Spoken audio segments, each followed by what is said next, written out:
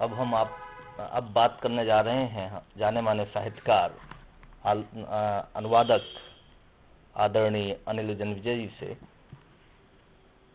अनिल जी, मुझे जानकारी मिली है कि रेडियो रूस का जो हिंदी विभाग है उसमें आप कार्यरत थे। अब वह विभाग बंद होने जा रहा है, रेडियो रूस ही बंद होने जा रहा है, क्या कहना चाहेंगे? रेडियो रूस का आज आखिरी दिन है। रेडियो रूस आज आखिरी दिन प्रसारण करेगा।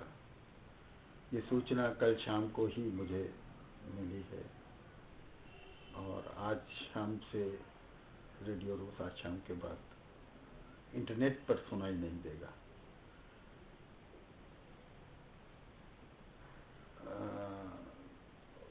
मतलब हवा में शायद उसकी कुछ गूंज रहे, हो सकता है कि रेडियो रूस का प्रसारण होता रहे, हो सकता है ना हो, इस बारे में मुझे अभी पता नहीं है। लेकिन वो तो पहले ही बंद हो चुका है। जो प्रसारण करते थे हम, आप रेडियो लगा के सुन सकते थे, वो पहले बंद हो चुका था। अभी रेडियो रूस का प्रसारण सिर्फ इंटरनेट पर हो रहा था और वो भी बंद हो रहा है। बंद होने के कारण क्या रहे वो बहुत लंबी कहानी हो जाएगी, लेकिन सबसे बड़ी बात यह कि 1948-49 से जो चीज़ नियमित चली आ रही थी, रूस को इतनी परेशानियां, दिक्कतें झेलनी पड़ी, उसके बावजूद जो चीज़ चालू थी, जो प्रसारण चल रहा था, वो प्रसारण बंद कर दिया गया है। हो सकता है दोबारा शुरू कर दें, लेकिन अभी फिलहाल ये है कि आज से बंद कर दिया गया है। और क्यों बंद कर दिया गया है ये भी बताना चाहूँगा कि रूस इस समय बहुत भारी आर्थिक दिक्कतों में फंसा हुआ है। आर्थिक दिक्कतें कैसे शुरू हुई?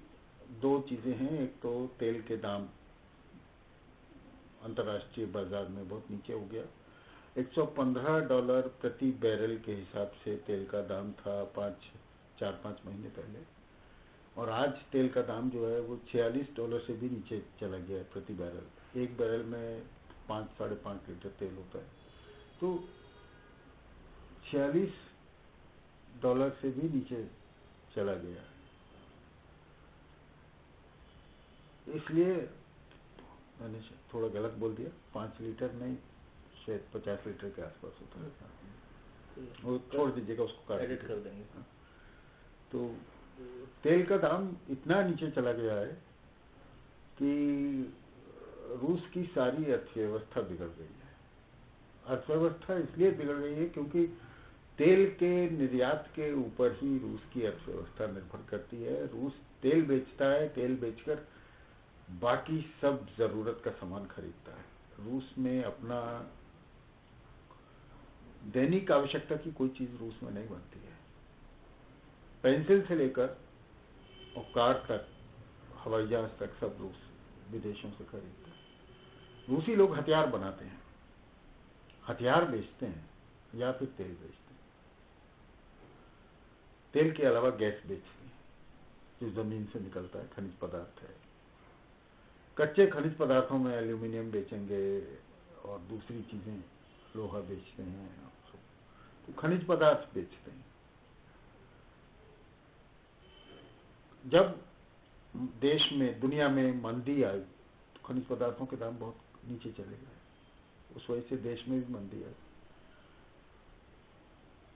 इस समय मंदी, दूसरी मंदी क्यों आई कि जब नाटो के देशों ने और अमेरिका ने उक्रेन पर कब्जा करना चाहा,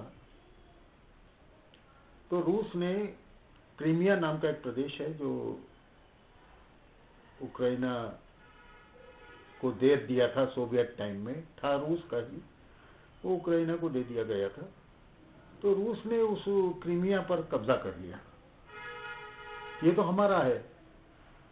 अगर अमेरिका उक्रेन पर कब्जा करेगा तो अमेरिका के हाथ में क्रीमिया नहीं जाना चाहिए, ये तो हमारा है, क्योंकि वहां सब रूसी लोग रहते हैं।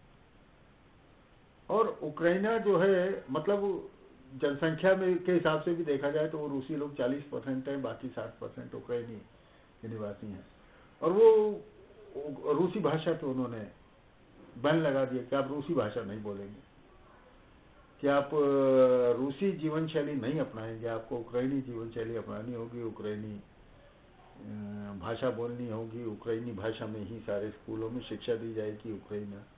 तो इस बात पर रूसी लोग नाराज होते थे। अब हिंदुस्तान में ही अगर हम कल कहने लग जाए कि कोई सिर्फ हिंदी लोग बोलेंगे, कोई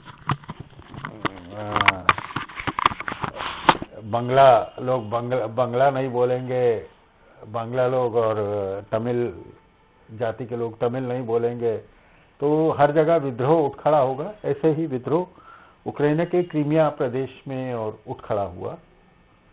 उन्होंने कहा कि हम अपनी रूसी भाषा बोलेंगे, अपनी रूसी संस्कृति को याद करेंगे, रूसी सिखाएंगे बच्चों को स्कूल में सब। तो रूस ने उस पर कब्जा कर लिया। जब रूस ने क्रीमिया पर कब्जा किया तो यूरोपीय देशों ने और अमेरिका ने बैन लगा दिया कि हम रूस के साथ कोई व्यापार नहीं करेंगे, हम रूस की कोई चीज अपने यहाँ नहीं मंगाएंगे, हम रूस से खनिज पदार्थ नहीं खरीदेंगे, हम रूस से तेल नहीं खरीदेंगे। हम उसी वजह से जो है तेल के दाम गिरने शुरू हुए। तो ऐसी स्थिति में जब वहाँ पर आर्थिक मंदी का दौर चल रहा है, ऐसी स्थिति में हिंदी के और कौन कौन से संस्थान हैं रूस में, कौन कौन से ऐसे संस्थान हैं या चैनल्स हैं या माध्यम हैं जहाँ से हिंदी भाषा के प्रचार प्रसार को एक गति मिलती है, एक प्रकार से गति मिलती है, ऐसा कोई संस्थान? देखिए, ऐसा है कि रूस के 9 या 10 विश्वविद्यालयों में, 9-10 इसलिए कह रहा हूँ कि हमेशा ऐसा होता है कि कोई विश्वविद्यालय कुछ समय के लिए हिंदी को बंद कर देता है पढ़ाना, फिर शुरू कर देता है। तो क्यों होता है ये मेरी समझ में नहीं आया कि अभी तक 9 थे, अब एक व्लादिवोस्तोक विश्वविद्यालय ने पिछले साल बंद कर रखा था हिंदी पढ़ाना, इस साल फिर शुरू कर दिया है। ऐसे ही कजान यूनिवर्सिटी ने 3 साल तक हिंदी पढ़ाई, फिर बंद कर दी, अब इस साल से फिर शुरू करने जा रहे हैं, अगले साल से। तो ऐसा इसलिए 9-10 विश्वविद्यालय कह रहा हूँ, 9-10 विश्वविद्यालयों में हिंदी पढ़ाई जाती है। इसके अलावा हिंदी का काम जो होता है वो सिर्फ रेडियो रशिया में इस समय होता है। पहले आपको मालूम है कि वहाँ से पत्रिकाएं आती थी कई रूसी, फिर वहाँ रादुगा प्रकाशन था, प्रगति प्रकाशन था, जहाँ हिंदी में किताबें छापते थे, हिंदी में किताबों का अनुवाद किया जाता था। पहले तो सोवियत टाइम में बहुत सारे संस्थाएं थी, लेकिन अभी सोवियत संघ के पतन के बाद 1992-93 के बाद सिर्फ रेडियो रूस ही बचा हुआ था जो हिंदी को प्रश्रय जो देता था, हिंदी का प्रसारण करता था। फिर उन्होंने हिंदी की वेबसाइट अपनी शुरू की, हिंदी की वेबसाइट चलाते थे। तो लेकिन विश्वविद्यालयों में सीटें बढ़ती जा रही हैं हिंदी की, विश्वविद्यालयों में छात्र हिंदी के बढ़ते जा रहे हैं। क्यों? क्योंकि रूस और भारत के संबंध जो है बहुत नैकट्य के संबंध हैं। रूस और भारत रूस का रणनीतिक साझेदार, रणनीतिक सहयोगी है। दोनों देशों में ये समझौता है कि तुम्हारे ऊपर कोई समस्या आएगी, तुम्हारे ऊपर कोई आक्रमण होगा तो हम तुम्हारी मदद करेंगे, और रूस के ऊपर कोई आक्रमण होगा तो भारत रूस की मदद करेगा। ये है रणनीतिक सहयोगी कि रूस भारत को लगातार हथियार देता रहेगा। आपको तो मालूम है हमारी सेना में 80% हथियार जो है वो रूसी हथियार है, और आगे भी रूस जो है वो भारत के साथ लगातार सहयोग कर रहा है। रूसी बैंक यहाँ आके काम कर रहे हैं। MTS नाम की जो मोबाइल नेटवर्क है, मोबाइल कंपनी है, वो भी रूसी कंपनी है।